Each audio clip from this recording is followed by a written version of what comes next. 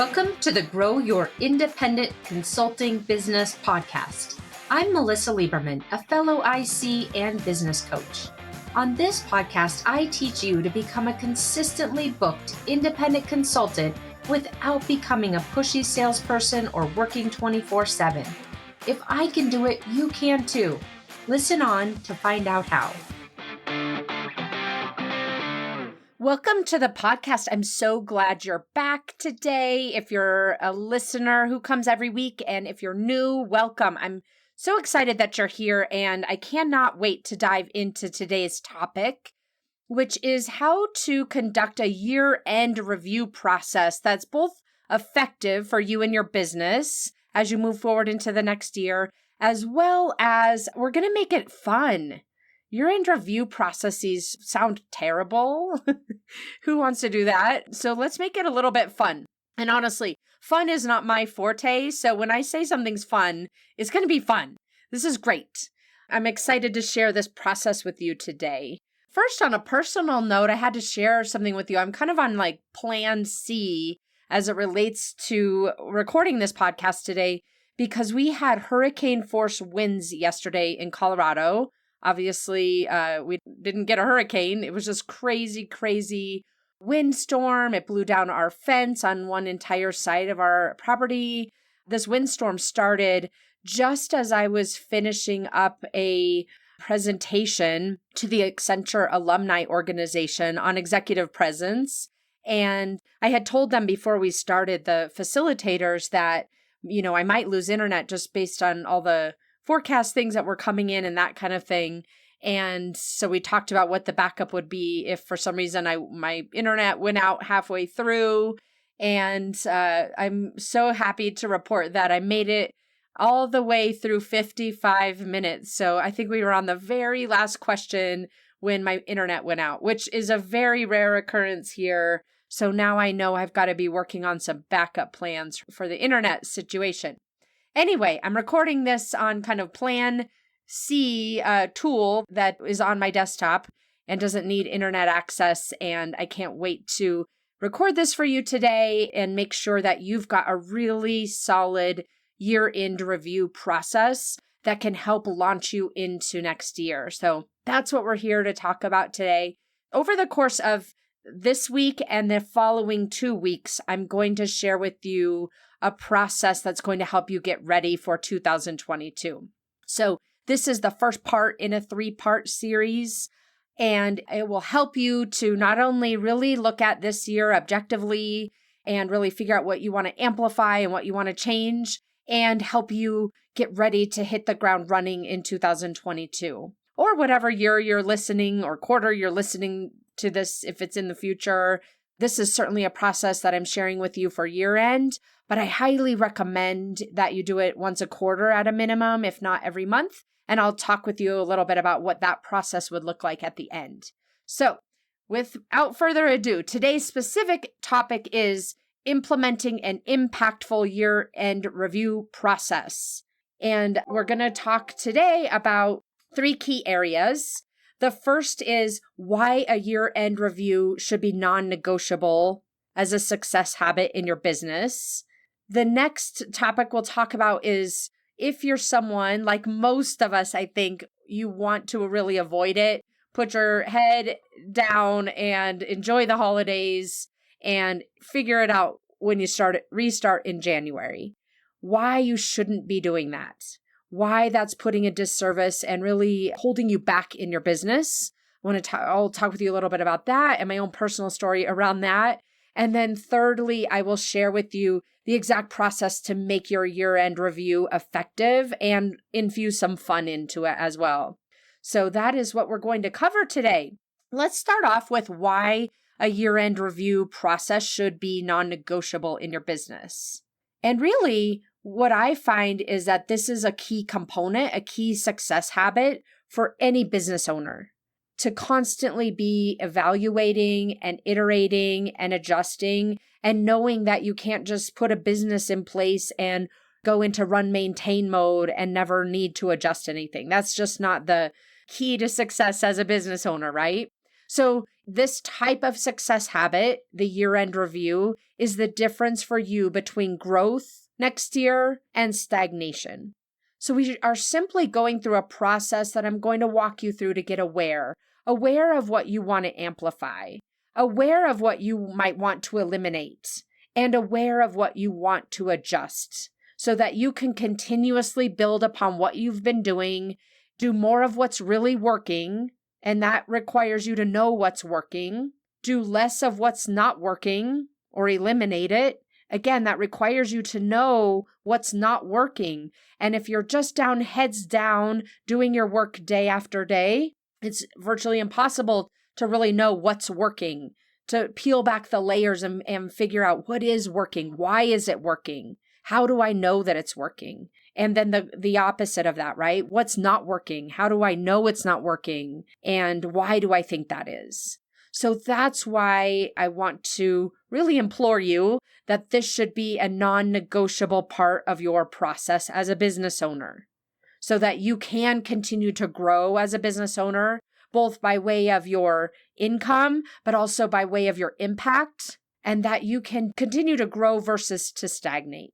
So if it's important, then let's ask, why don't most independent consultants avoid it? And I find that as I talk to independent consultants, which I do on a daily basis, whether they're my clients or people I'm networking with, or those of you listening on the podcast will reach out to me and we have a conversation. A lot of times it boils down to, I'm not doing these types of reviews.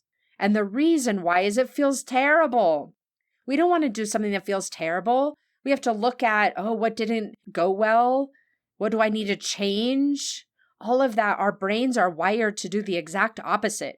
Our brains are wired to make ourselves feel good in the moment as best as we can. It's called the motivational triad: to increase pleasure, to avoid pain, and to expend as least amount of energy as possible. That's what our brains are wired to do. So, of course, our brain is not wired by default to go through a year-end review process because we've got to look in the mirror and figure out what's going on here.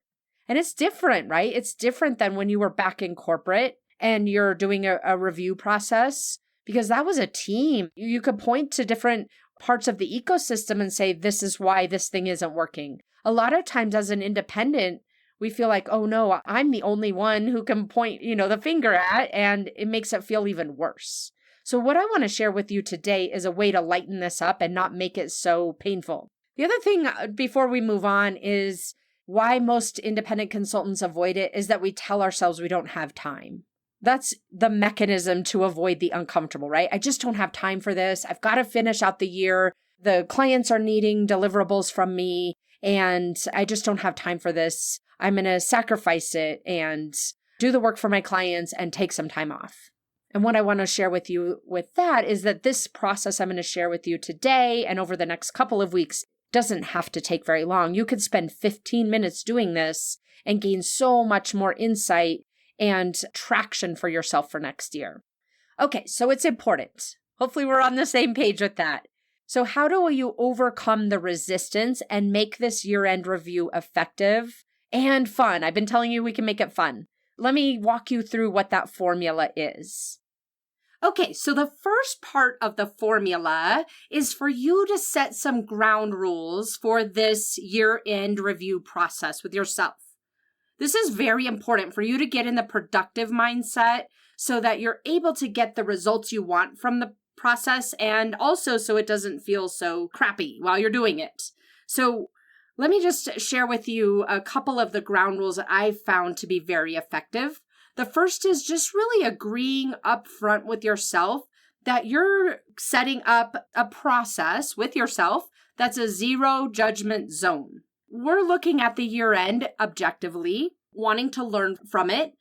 I love just using the feeling of curiosity. Like I just want to get really curious about what went well last year and what didn't and how I'm going to adjust versus from a judgmental place. This is really important. Making a rule for yourself that this is a judge-free zone, and we're not saying to ourselves, well, I should have done this, or I wish I would have done that. Just notice that none of that kind of internal dialogue is allowed. Those kinds of sentences might come up in your brain, but you're just make a agreement with yourself that you're not entertaining them. It's not part of this process. And it's a zone of curiosity versus a zone of judgment. That's the first part that's really important, is to set up those ground rules. The next part of the process is for you to invite your team. Now, this is called grow your independent consulting business. So you probably don't have a formal team, right? You might have some subcontractors or maybe a virtual assistant. But what I'm talking about when I say invite the team is that think about this year-end assessment from all of the different roles you play in your business, all of the different hats you wear in your business. So invite the team to this process. Invite the team to your year-end review. The team being the version of you who plays the chief revenue officer, the version of you who plays the chief marketing officer, the version of you who plays the chief operating officer, the version of you who plays the chief financial officer, and ultimately the version of you who's the employee doing the work as a consultant. All of those hats. Think about preparing for this year-end review from all of those different vantage points as you're preparing ultimately to meet with the CEO of the business.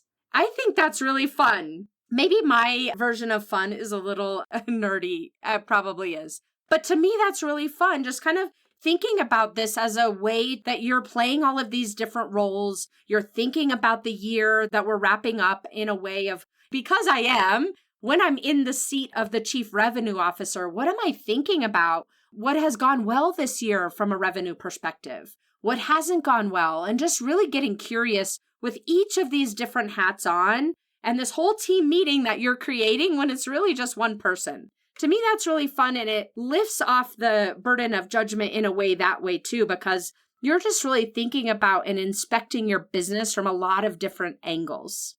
So now you've got this judgment-free zone set up, these rules set up, right? Judgment-free rules. You've got the team invited to your process, and now you're going to want to think about what questions are going to get answered as part of this year-end review process. So I want to remind you of episode 39. If you haven't yet listened to that, go back and listen to it after this episode, because I think it dovetails so nicely into what we're talking about. But you've got to remember that you want to be asking yourself empowering, high quality questions versus those disempowering, low quality questions as you're going through this year-end review. And that episode 39 walks you through all of that if you haven't listened to it yet.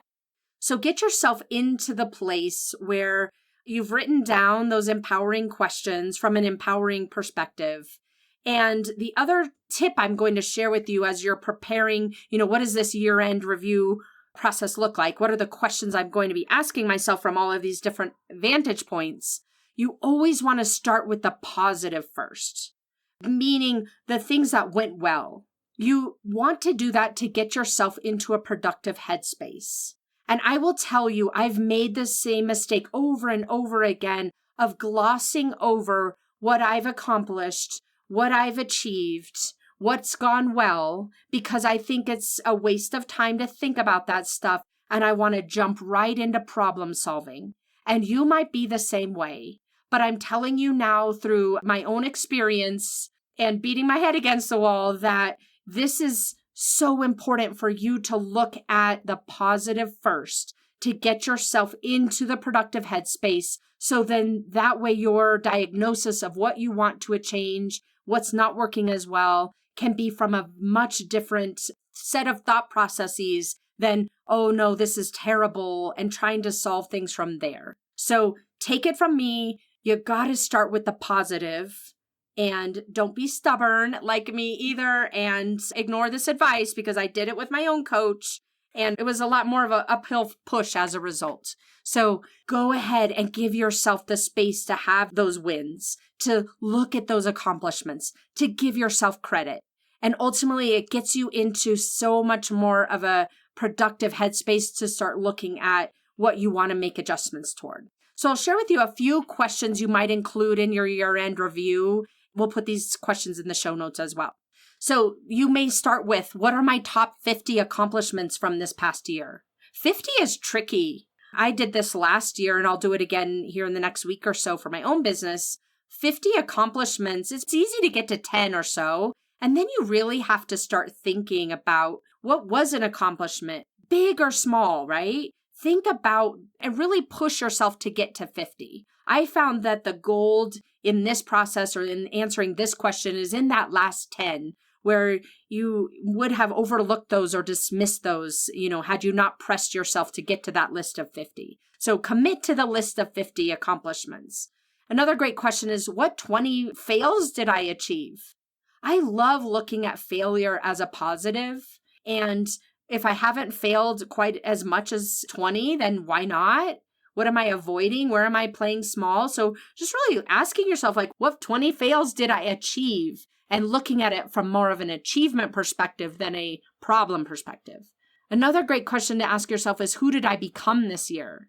How am I different as a business owner? How am I different as the CMO? How am I different as the CFO of my business? And asking yourself, as a person, as a business owner, who did you become that has grown from the year prior? Or if you're doing this on a quarterly basis, the prior quarter. Ask yourself, simple questions. What worked? What worked? Let me write all of that down. What didn't work? Then we start getting into looking more into the business of what we want to adjust or replace. What do I want to do differently? Another tool I love using are scales. Like on a scale of 1 to 10, how well is my fill in the blank? How well is my lead generation process working right now? Okay, I pick a number. Why? Why is that? And that helps you to get it into more of a curiosity mode, right? Than a judgment mode as well. So those are some examples of questions you want to be asking yourself, as well as the kind of methodology behind it to make it really impactful, the result that you get from this year-end review. Okay, so let's wrap up with how to execute the year-end review. So we've set the ground rules and the agenda. We've invited the team, make it fun. And then we want to go through and start answering those questions that we laid out in the agenda and answering the questions from those different vantage points.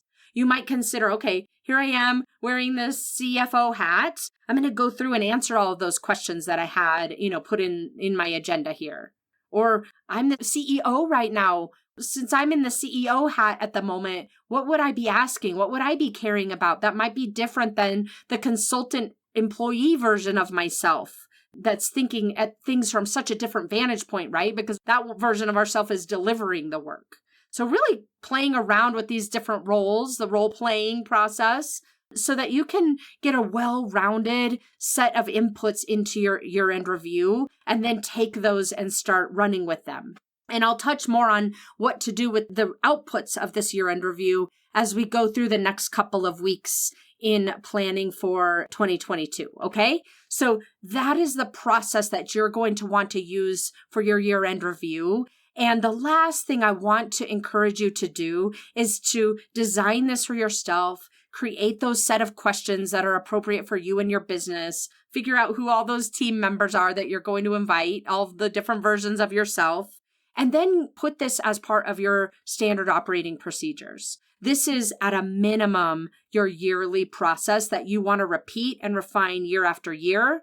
I would highly encourage you to leverage it maybe in a slightly smaller version or maybe the whole thing on a quarterly basis and on a monthly basis so that you can really look at your business more frequently, more consistently, and get into this zone of curiosity versus judgment. It's going to help you grow your business so much more quickly toward the business model that you want to be creating, toward the schedule that you want to have, toward the revenue goals that you've got, and not create a dynamic where you're deferring your business to just whatever ends up coming your way.